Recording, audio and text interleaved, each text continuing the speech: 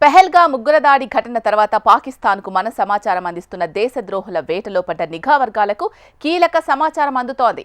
ఇప్పటికే అనేక మందిని అదుపులోకి తీసుకొని విచారిస్తున్నారు. యూట్యూబర్ జ్యోతి మల్హోత్రా లాహోర్లో పర్యటించినప్పుడు పాకిస్తాన్ ప్రభుత్వం ఆమెకు AK-47 తుపాకులతో భద్రత కల్పించడం ఆశ్చర్యం కలిగిస్తోంది. మరోవైపు సిఆర్పీఎఫ్ జవాన్ ఒకరు పాకిస్తాన్కు మన దేశ రహస్యాలు చేరవేయడం వెలుగు చూడడంతో దేశమంతా విస్తుపోయింది. ఒక కాల్పుల విరమణతో పాటు అనేక విషయాల్లో అమెరికా అధ్యక్షుని పాత్రేమీ లేదని గాలి తీసేశారు విదేశాంగ మంత్రి జైశంకర్. మన దేశంలో పుట్టి పెరిగి ఇక్కడి తిండి తింటూ దేశానికి ద్రోహం చేసేవారు ఎందరో. ఏప్రిల్ 22న పహల్గాంలో జరిగిన ఉగ్రదాడిలో 26 మంది పర్యాటకులు మరణించిన ఘటన నేపథ్యంలో పాకిస్తాన్కు సమాచారం అందిస్తున్న గూఢచారులు, ఉగ్రవాదులకు సహకరిస్తున్న వారిపై భద్రతా దళాలు ఉక్కుపాదం మోపుతున్నాయి. పాకిస్తాన్ కోసం గూఢచర్యం చేస్తున్న యూట్యూబర్ జ్యోతి మల్హోత్రా వ్యవహారం వెలుగుచూసిన తర్వాత కేంద్రం అప్రమత్తమైంది. దేశవ్యాప్తంగా రాష్ట్ర ప్రభుత్వాలను అప్రమత్తం చేసింది. ఇప్పటికే వివిధ రాష్ట్రాల్లో పదుల సంఖ్యలో గూఢచారుల్ని పోలీసులు అదుపులోకి తీసుకుని విచారిస్తున్నారు. కొందరు డబ్బు కోసం పాక్కు రహస్యాలు చేరవేస్తుండగా మరికొందరు హనీ ట్రాప్లో చిక్కి ఈ పని చేస్తున్నారు. తాజాగా ఈ గూఢచారుల జాబితాలో ఓ జవాన్ కూడా ఉన్నట్లు తేలటం కలకలం సృష్టిస్తోంది. దేశ రక్షణ కోసం పనిచేసే సిఆర్పీఎఫ్ జవాన్ ఒకరు డబ్బు కోసం పాకిస్తాన్కు అమ్ముడుపోయాడని, కీలకమైన రహస్యాలు మన శత్రు దేశానికి చేరవేశాడని అధికారులు గుర్తించారు. ఈ క్రమంలో అరెస్టైన యూట్యూబర్ జ్యోతి మల్హోత్రా ఉదంతం దేశాన్ని నివ్వెరపరిచింది. పాకిస్తాన్కు గూఢచర్యం చేస్తూ అరెస్టైన ఆమె గురించి మరో కీలక విషయం వెలుగుచూసింది. ఆమె పాకిస్తాన్లో పర్యటించిన సమయంలో అక్కడి ప్రభుత్వం ఆమెకు ఏకంగా 6 సాయుధుల భద్రత కల్పించింది. స్కాట్లాండ్కు చెందిన యూట్యూబర్ క్యాలమ్ మిల్ యాదృచ్ఛికంగా తీసిన వీడియో ఇప్పుడు వైరల్గా మారింది. గత మార్చిలో క్యాలమ్ మిల్ లాహోర్లోని అనార్కలి బజార్లో వీడియో చిత్రీకరిస్తుండగా జ్యోతి మల్హోత్రా కూడా వీడియో తీస్తూ ఆయనకు ఎదురుగా నిలబడ్డారు.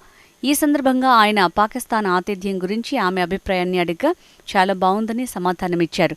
ఆ తర్వాత జ్యోతి ముందుకు వెళ్తుండగా AK-47 తుపాకులతో భద్రతా సిబ్బందిని చూసి మిల్ ఆశ్చర్యపోయారు. ఆమెకు అన్ని తుపాకులతో భద్రత కల్పించాల్సిన అవసరం ఏముందని ప్రశ్నిస్తూ ఆ యూట్యూబర్ చేసిన కామెంట్ అందరినీ ఆకర్షిస్తోంది. మరోవైపు హర్యానా కోర్టు జ్యోతి మల్హోత్రాకు 14 రోజుల జ్యుడిషియల్ కస్టడీ విధించింది. పాకిస్తాన్ నిఘా సంస్థలకు మన దేశానికి చెందిన కీలక సమాచారాన్ని చేరవేస్తున్న ఆరోపణలతో హిస్సార్ పోలీసులు ఆమెను అరెస్టు చేసిన విషయం తెలిసిందే.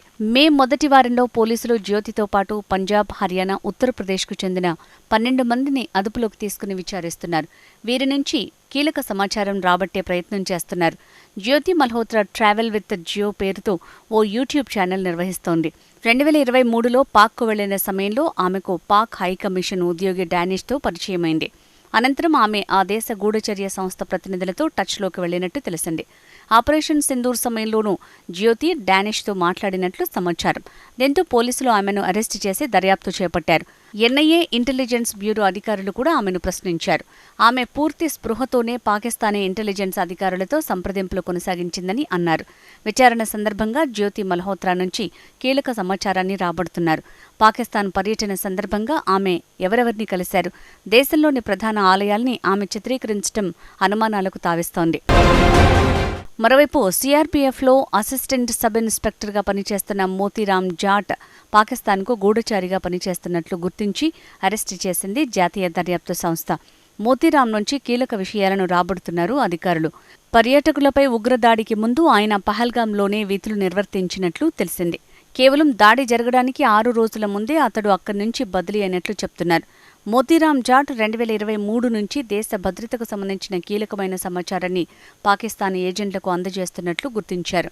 ఆన్లైన్లో అతడి కదలికలు అనుమానాస్పదంగా ఉండటంతో కొంతకాలంగా అతడి సోషల్ మీడియా అకౌంట్ మీద సిఆర్పీఎఫ్ నిఘా పెట్టింది. దీంతో అతడి గూఢచర్యం వెలుగులోకి వచ్చింది.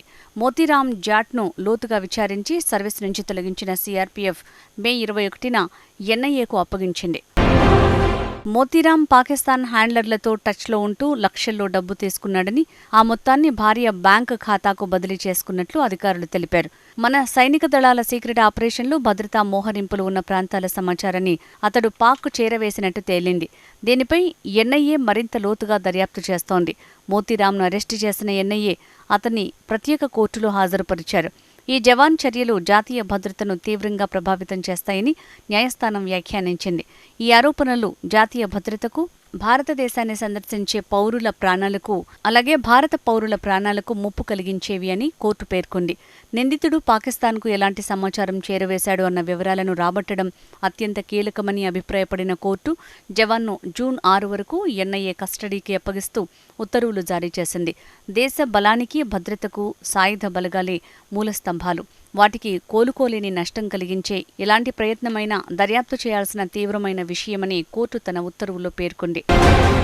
మరోవైపు భారత్ పాకిస్తాన్ల మధ్య కాల్పుల విరమణలో అమెరికా జోక్యం ఏమాత్రం లేదని స్పష్టం చేశారు విదేశీ వ్యవహారాల శాఖ మంత్రి ఎస్ జయశంకర్. భారత్ పాక్ కాల్పుల విరమణకు అంగీకారం తెలిపాయని అమెరికా అధ్యక్షుడు డొనాల్డ్ ట్రంప్ ప్రకటించడం తెలిసిందే. అమెరికా విషయంలో అండగా నిలబడి అణు దేశాల మధ్య యుద్ధాన్ని అరికట్టిందని అప్పటి నుంచి ట్రంప్ పదే ప్రకటించారు. ఆయన వాదనను భారత ప్రభుత్వం చాలాసార్లు తిరస్కరించింది. ప్రధాని మోడీ కూడా ఈ విషయంలో స్పష్టత ఇచ్చారు. తాజాగా కాల్పుల విరమణపై అమెరికాకు కృతజ్ఞతలు చెప్పారా అని విదేశీ జర్నలిస్టు ప్రశ్నించగా జైశంకర్ స్పష్టత ఇచ్చారు. కాల్పుల విరమణ అంశాన్ని ముందుగా ప్రతిపాదించింది పాకిస్తాన్ డీజీఎంఓ అని, వారి అభ్యర్థన మేరకే ఈ నిర్ణయం తీసుకున్నాను తప్ప అమెరికా జోక్యం అనుమాత్రం లేదని సూటిగా సమాధానమిచ్చారు. తానైతే ప్రత్యక్షంగా ఈ విషయంలో పాకిస్తాన్తో చర్చించలేదని, భారత్ ఆపరేషన్ సింధూర్ను ఆపేయాలని పాక్ మాత్రమే అమెరికాను కోరిందని వెల్లడించారు. పాక్ నేరుగా తమతో చర్చించాలని అగ్రరాజ్యానికి చెప్పినట్లు స్పష్టం చేశారు. మరి కాల్పుల విరమణకు నేను ఎవరికి కృతజ్ఞతలు చెప్పాలి అని ప్రశ్నించారు జైశంకర్. ఇది కేవలం ఇరు దేశాల మధ్య కుదిరిన ద్వైపాక్షిక ఒప్పందం తప్ప అమెరికా జోక్యం లేదని మరోసారి వెల్లడించారు. పాకిస్తాన్లో ఉగ్రవాదం బహిరంగ వ్యవహారమని జైశంకర్ అన్నారు.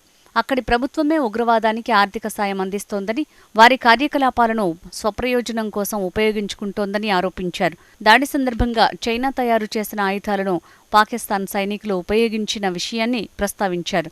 పాక్ ఆయుధ సంపత్తిలో చాలా వరకు చైనా నుంచి సమకూర్చుకున్నవే అని తెలిపారు. ఆపరేషన్ సింధూర్ ద్వారా ఉగ్రవాదులకు తగిన మూల్యం చెల్లించుకోక తప్పదని భారత్ ఉగ్రవాదులకు స్పష్టమైన సంకేతాలు పంపిందని అన్నారు. అదేవిధంగా ఇరు దేశాల మధ్య ఘర్షణ ఎప్పుడూ అణుస్థాయికి చేరుకోలేదని వివరణ ఇచ్చారు. మన ప్రపంచంలో జరిగే ప్రతి విషయం నేరుగా అణు సమస్యకు దారితీస్తుందనే కథనాలు తరచూ వ్యాప్తి చెందుతుంటాయి. అయితే ఉగ్రవాదం వంటి భయంకరమైన కార్యకలాపాలను ప్రోత్సహించే దేశమే నన్ను చాలా కలవరపెడుతుంది అని ఆయన అన్నారు.